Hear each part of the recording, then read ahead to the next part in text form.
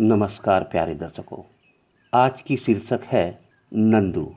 एक छोटे से गांव में नंदू नाम का एक बालक अपने निर्धन माता पिता के साथ रहता था। संयोगवश एक दिन की बात है। दो भाई अपनी फसल शहर में बेचकर ट्रैक्टर से अपने गांव आ रहे थे। फसल बेचकर उन्हें जो पैसा मिला वो उन्होंने एक बैग में रख लिया था। अचानक एक गड्ढा आ गया और ट्रैक्टर उछला, बैग नीचे गिर गई, जिसे दोनों भाई देख नहीं पाए और सीधे चले गए। बालक नंदू खेल कूद कर अपने घर आ रहे थे कि अचानक उसका पैर किसी वस्तु से टकरा गया। देखा तो पता चला किसी की बैग है। जब नंदू ने उसे खोलकर देखा तो बैग में नोट भरे हुए थे। वो हैरान हो गया। वह सोचने लगा कि पता नहीं किसकी बैग है। उसने सोचा कि अगर यहीं छोड़ गया तो कोई और इसे उठा ले जाएगा। वो मन ही मन सोचने लगा, जिसकी यह बैग होगी उसे कितना अधिक दुख और कष्ट हो रहा होगा। हालांकि लड़का उम्र से छोटा था और निर्धन माँ बाप का बेटा था, लेकिन उसमें सूझबूझ काफ़ी अच्छी थी। वह बैग को उठाकर अपने घर ले गया। उसने बैग को झोपड़ी में छुपाकर रख दिया। फिर वापस आकर उसी रास्ते पर खड़ा हो गया।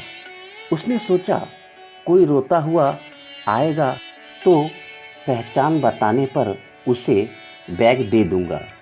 इधर जब थोड़ी देर बाद दोनों भाई घर पहुँचे तो ट्रैक्टर में बैग नहीं थी। दोनों भाई यह जान निराश होते हुए बहुत दुखी होने लगे। पूरे साल की कमाई बैग में भरी थी। किसी को मिला भी होगा तो कोई बताएगा भी नहीं। शायद अभी वह किसी के हाथ ना लगा हो।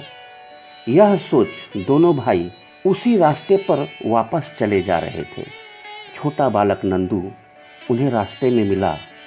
उसने उन दोनों से कुछ भी नहीं पूछा, लेकिन उसे शंका हुई कि शायद वह थैली उन्हीं की हो। उसने उनसे पूछा, आप लोग क्या ढूंढ रहे हैं? उन्होंने उसकी बात पर कोई ध्यान नहीं दिया। उसने दोबारा पूछा, आप दोनों क्या ढूंढ रहे हो? उन्होंने कहा, अरे कुछ भी ढूंढ रहे हैं, तू जा, तुझे क्या मतलब। दोनों आगे बढ़ते जा रहे थे। नंदू उनके पीछे चलने लगा। वो समझ गया था कि नोटों वाली बैग संभवतः इन्हीं की है।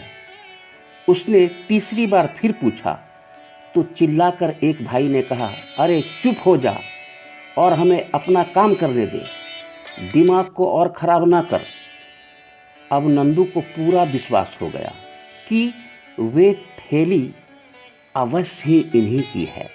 उसने फिर पूछा, आपकी बैग खो गई है क्या?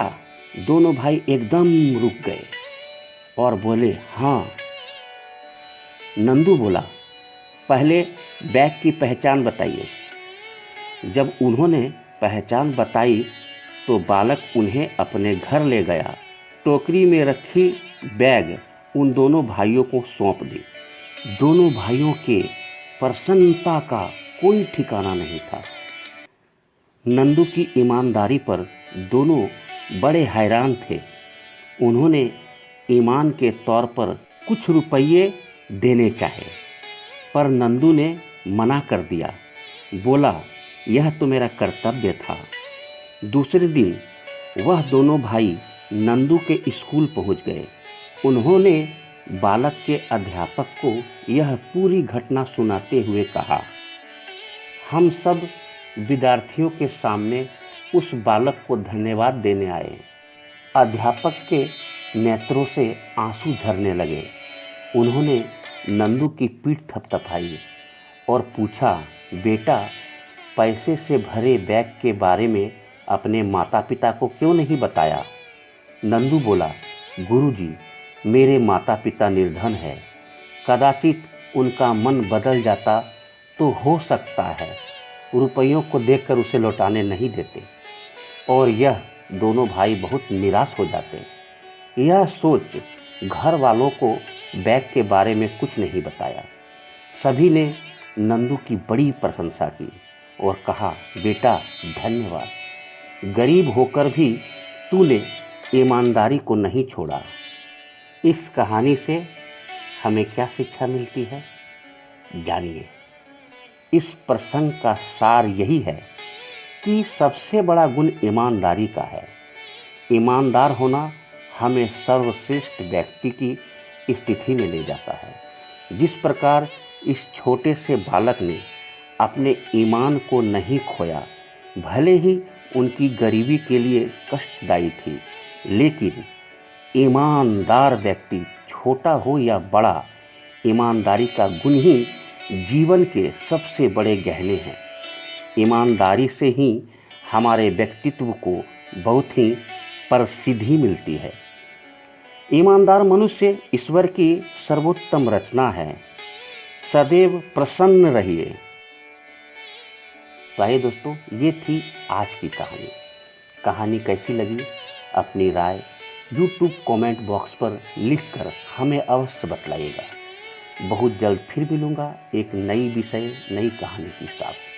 तब तक के लिए आप सबको मेरा प्यार भरा नमस्कार।